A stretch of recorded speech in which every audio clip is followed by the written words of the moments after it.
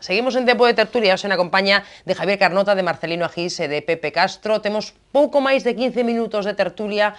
Teríamos que falar de reforma fiscal, de un dos temas previstos para hoxe, pero quería preguntarvos por unha cuestión que tamén é de hoxe mesmo, unhas críticas do Sindicato Unificado de Policía, tamén da Unión Federal de Policía, respecto dos incidentes que se produciron a semana pasada nas rúas de Santiago durante as movilizacións dos representantes da frota do Cerco, carga policial incluída, cuestionada pola oposición, tamén duros enfrontamentos por parte deses representantes do Cerco.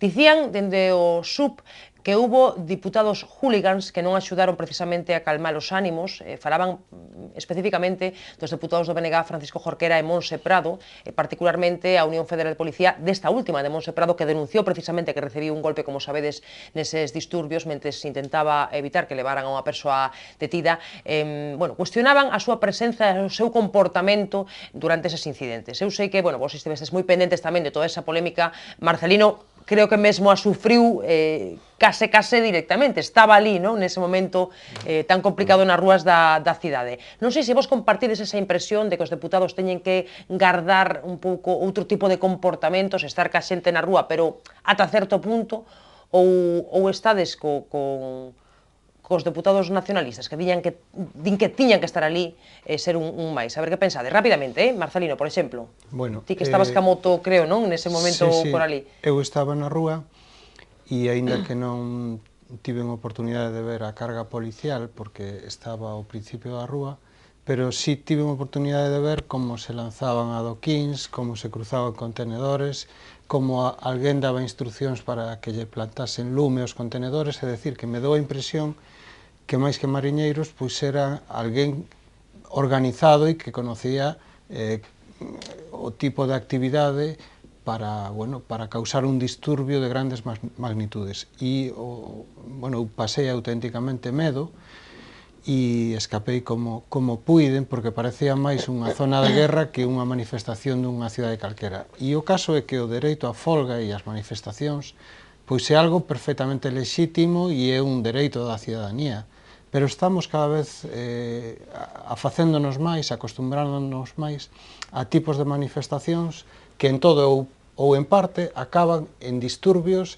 en desordes cívicos, atentado á propiedade privada, os escaparates, en fin, que eu creo que un pode expresar a súa opinión e discrepar e manifestarse e reivindicar os seus dereitos como facían legitimamente os do Cerco, pero ao mesmo tempo creo que hai comportamentos, e eu vivinos en primeira persoa, que non me parecen propios deste tipo de manifestacións. Por lo tanto, eu non comparto que nese tipo de gresca este metido un diputado ou unha diputada. Me parece que non é o seu lugar. A ver, Javier e Pepe.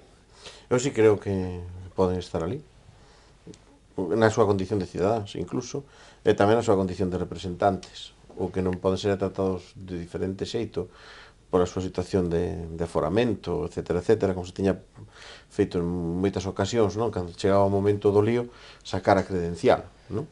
Me parece que é máis lógico que se esas o suficientemente tamén solidario co resto, non? E se vayas sabendo quen eres, non? E te impoñas sabendo quen eres no momento do diálogo, pero despois ali tens que ser un máis, non? Nese sentido, creo que o problema de todo isto é que hai unha parte de violencia admitida que debe ser admisible democráticamente. Non sei se está no entorno do sucedido no caso do Cerco, pero si é certo que, claro, chega un momento en que hai reboses do vaso. O vaso rebosa cando caen as últimas gotas de auga e o enchen, e hai que pensar que antes de que se produciran esos altercados houve unha comisión que estivo no Parlamento, que non recibiu o trato polo goberno tal e como eles demandaban, que a negociación seguía paralizada e que ata o día seguinte non se chegou a unha celebración dunha reunión xa a primeiro nivel, que era como pedían os manifestantes do Cerco. Así que algo de culpa hai sempre, como suele pasar cando hai unha pelexa entre os dous bandos. E só un apuntiño máis, igual que se produciu esta violencia entre comillas, organizada. Pois claro que é organizada. Efectivamente, aí tamén hai seguramente representantes sindicais dos mariñeiros que teñen experiencia neste tipo de enfrontamentos coa policía. Tamén a policía se enfrentou con bastante dureza a uns alcaldes que viñan a manifestarse diante do Parlamento ese mismo día 2 horas antes e que o único que fixeron foi cruzar a rúa unha pancarta e que foron sometidos e empurrados cara ao edificio do Valedor do Pobo. Aí sí que non houve, en ese caso, ninguna resposta, ninguna provocación a maiores por parte dos rexedores, non, que se viñan a manifestar. Entonces, hai un clima un poquinho, creo que, de irestabilidade das forzas que seguramente ven previsto por unha orden administrativa, porque eles seguramente cumplen solamente ordes que é o que lle corresponde tamén. A ver, Pepe, ti que dis? Eu rexeito toda a violencia. Toda, veña de onde veña, practique a que na practique. E se a practican parlamentarios é doblemente condenable, porque os parlamentarios están para falar no Parlamento, solucionar os temas no Parlamento, arreglar o país no Parlamento. Aí é onde os parlamentarios teñen que exhibir a súa forza dialéctica e remover os obstáculos que poña o goberno de turno, que sexa, con argumentos sólidos, argumentos serenos, para cambiar, mudar as cousas, non? Neste sentido, evidentemente, teñen todo o direito a estar na rúa, o que non teñen é direito a pedir que as forzas de corpos de seguridade do Estado que están reprimindo a violencia lles pidan o DNI para saber quen son, non? A señora Prado podía exhibir as súas magulladuras dicindo que este é o meu trofeo, como a vos, que tamén levastes paus na rúa defendendo ou intentando defender a causa que veña. Por outra banda, hai que darse cuenta que toda esta algarabía e algarada que houve aquí atentouse contra o mobiliario urbano, queimáronse contenedores, contra a propiedade privada, con cristaleiras, etc. Non? O mobiliario público sale dos nosos bolsillos. É dicir, iso que non ten que pagar somos nós. Se falamos, nos dá tempo a falar da reforma fiscal, os nosos impostos van tristemente para iso cando tiñen que ir dedicados a outras cousas, moito máis productivas e probablemente moito máis necesarias. De modo que están atentando contra os direitos de todos os ciudadanos a ter as rúas limpas e ter respetado o mobiliario urbano, non? De modo que a violencia quítalle todas as razóns àqueles que puderan ter. Logo, Rapidamente. Este representante ou voceiro do sindicato da policía dixo algo que a mí me pareceu grave ou máis ben feo, e é que estaban facendo, houve 8 policías feridos, estaban facendo a garda, unha quenda da garda para ser atendidos na Rosaleda, e a diputada exhibiu a condición de diputada e pasou diante de todos eles para que atenderan de primeiro. Home, é o que decías ti antes, pois, eres diputada, pero eres unha ciudadana ferida e non vexo porque te teñen que atender antes que aos policías que están tamén magoados. Por ali, porque comín ali cerca, bueno, vin salir a xente correndo e subindo e tal, bueno, pois, bueno, salindo o epicentro dos acontecementos é o sitio onde eu traballo, que salín ás 2:30, vivino bastante de perto tamén. O que me preocupa é iso, non pode ser que alguén intenten parar, non? O sea, non me parece o berro adecuado decirle a unha persona para de darlle porque é unha diputada ou é un diputado, será para de darlle porque é unha persoa, non? Non pode haber unha condición, ou ao mariñeiro do lado si lle poden seguir dando, non? Eso non pode ser. O que si ten que haber é, se ti políticamente consideras que tens que estar en primeira liña, eu creo que é unha decisión que ten que tomar cada un individualmente, pero eso ten que ser, non, aproveitando para o diálogo a túa condición parlamentaria, pero se a cousa vai a máis, eu creo que tampouco se pode producir, non, unha apelación precisamente a esa condición, porque é contraria precisamente a que te quedes ali. Do que estou seguro é que os mariñeiros non foron os que xeraron a violencia. Os mariñeiros, por a súa condición, son pacíficos e son dialogantes. Son xente do mar acostumbrada a pelexas duras, sobre todo cas forzas da naturaleza, non?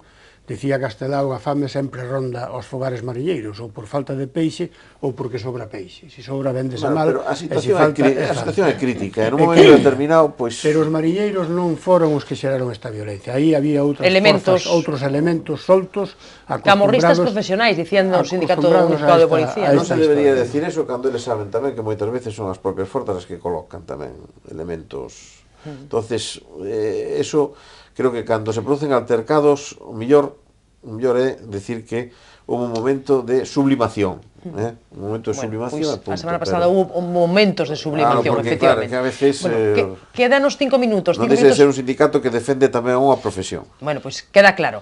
5 minutos para falar da reforma fiscal, moi por arriba pedirvos unha impresión sobre ese documento que coñecíamos estes días, elaborado por esa comisión de expertos convocada polo Goberno, para que dean ideas sobre como debe ser esa reforma fiscal que o Goberno vai aprobar xa esta primavera ou a comezos do verán como moi tarde. Entre outras cousas, proponse unha rebaixa dos impostos directos, como o IRPF ou o imposto de sociedades, que sería compensada con subas de tipos e impostos indirectos como o IBE. Xa dixo Montoro que esta non é a proposta do Goberno, non? É un documento de traballo, realmente houve moitas críticas estes días, escoitáronse moitos posicionamentos cuestionando todas estas propostas. Bueno, pídevos unha impresión moi rápida. A ver, Pepe, por exemplo, ti como ves ese documento? Alguna cousa que te chirríe especialmente ou propostas interesantes? Eu creo que o problema da reforma fiscal neste país, o gran problema, o primeiro problema, é a recaudación fiscal. Dentro da recaudación fiscal entra combatir o fraude fiscal, que é un problema gravísimo en este país, que non sei, hai distintos porcentaxes que elaboran distintos autores, pero está máis ou menos en torno ao 23, 24, 25% de que non se recauda. E isto realmente... Moitísimo, en todo caso, se xa unha cifra ou outra. O que está facendo é, primeiro, atentar contra a financiación que pode facer o Estado do propio Estado de Bienestar, que é unha das señas de identidade dos países occidentales da Unión Europea, e ao mesmo tempo está perxudicando severamente os que contribuímos religiosamente todos os anos pagando os nosos impostos. Se todo o mundo pagara, realmente, os que estamos pagando agora pagaríamos bastante menos, non? Entonces, segundo, outro problema que ten o tema fiscal en España é un problema de redistribución. Non só hai fraude fiscal, sino que non paga máis aquel que máis ten ou que máis gaña, porque o favorece a legislación. Entonces hai unha fiscalidade distinta para os máis ricos en contra que prexudica aos máis pobres. Este é outro asunto que ten que abordar a reforma fiscal. E despois, claro, neste momento hai un problema severísimo de recaudación, porque non hai actividade económica, hai moito paro, as empresas non teñen beneficios, a economía, non hai consumo, a economía está moi paralizada. Entonces, claro, o Estado non recauda. E o nivel de gastos é prácticamente o mismo. De aí que teñamos a débeda que temos, que aumentou exponencialmente desde que empezou a crisis.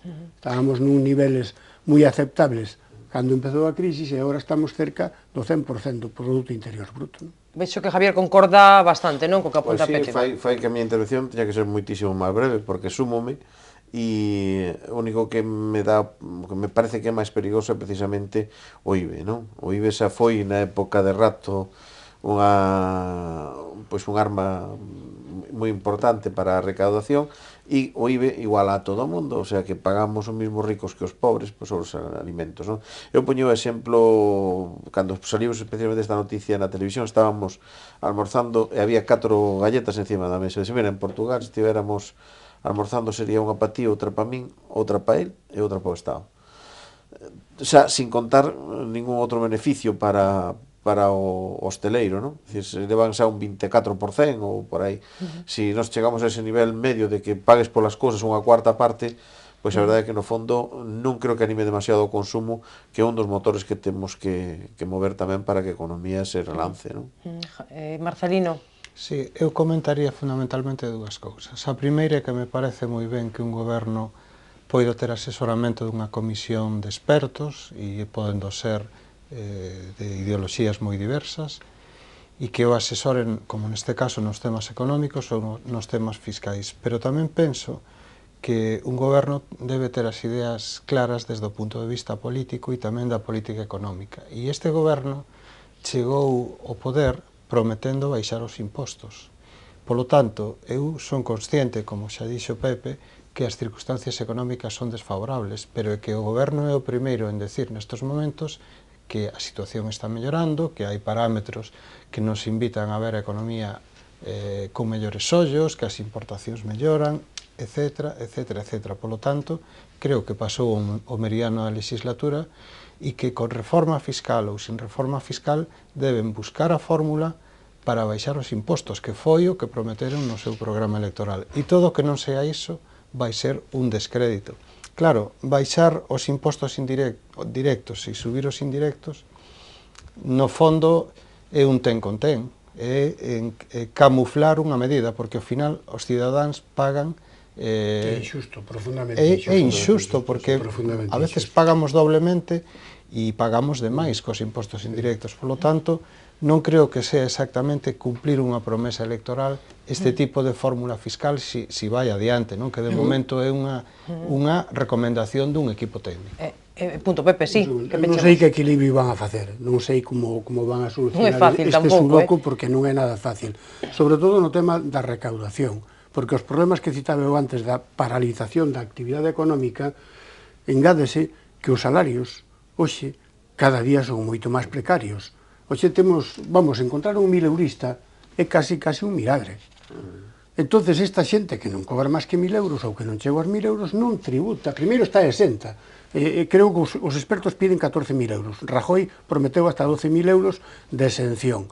Pero é que non chegan aí ningún. E se a maior parte da poboación traballa con estos niveles salariais, o Estado non recauda por IRPF. Entonces sí que nos vai a gravar o IVE, os impostos indirectos, e pagaremos todos exactamente igual que se fóramos ricos. Os mileuristas e menos de mileuristas incluídos. Bueno, pois veremos que pasa, nos xa iremos comentando aquí tamén na mesa. Témolo que deixar, que non hai máis tempo. Grazas aos tres por acompañarnos, a Javier, a Marcelino e a Pepe, como sempre un placer tervos por aquí. A todos, moitas grazas por seguirnos un día máis. Mañá volvemos, como sempre, para analizar a actualidade da xornada. Viacua, o coidado da auga. En Viacua temos claro o noso compromiso cos clientes e aspiramos a ser cada día máis próximos. Queremos seguir sendo fieis, a nosa responsabilidade é coidarte. Traballamos para progresar, progresamos para innovar. En Viacua innovamos cada día para darche o mellor servizo.